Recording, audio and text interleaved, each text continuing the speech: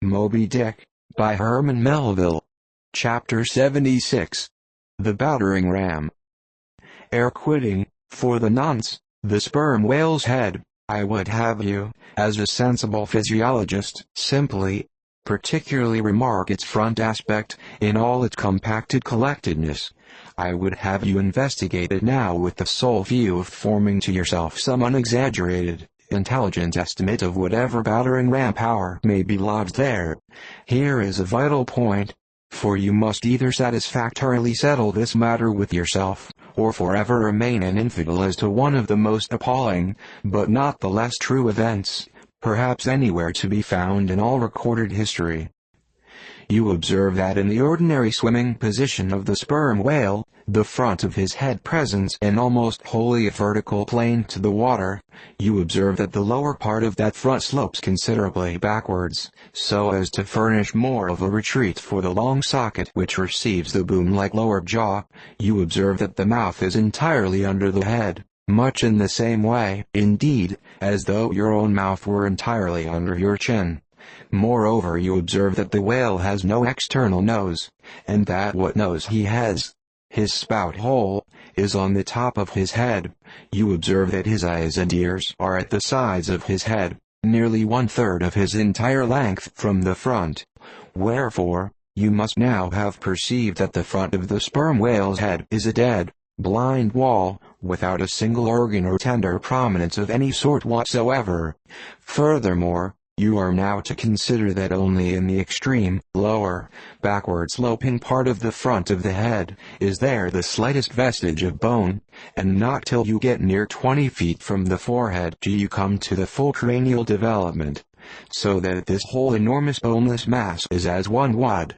Finally, though, as will soon be revealed, its contents partly comprised a most delicate oil, yet, you are now to be apprised of the nature of the substance which so impregnably invests all that apparent effeminacy. In some previous place I have described to you how the blubber wraps the body of the whale, as the rind wraps an orange. Just so with the head. But with this difference, about the head this envelope, though not so thick, is of a boneless toughness, inestimable by any man who has not handled it. The severest pointed harpoon, the sharpest lance darted by the strongest human arm, impotently rebounds from it. It is as though the forehead of the sperm whale were paved with horses' hoofs. I do not think that any sensation lurks in it. Bethink yourself also of another thing. When two large, loaded Indiamen chance to crowd and crush towards each other in the docks, what do the sailors do? They do not suspend between them, at the point of coming contact, any merely hard substance, like iron or wood.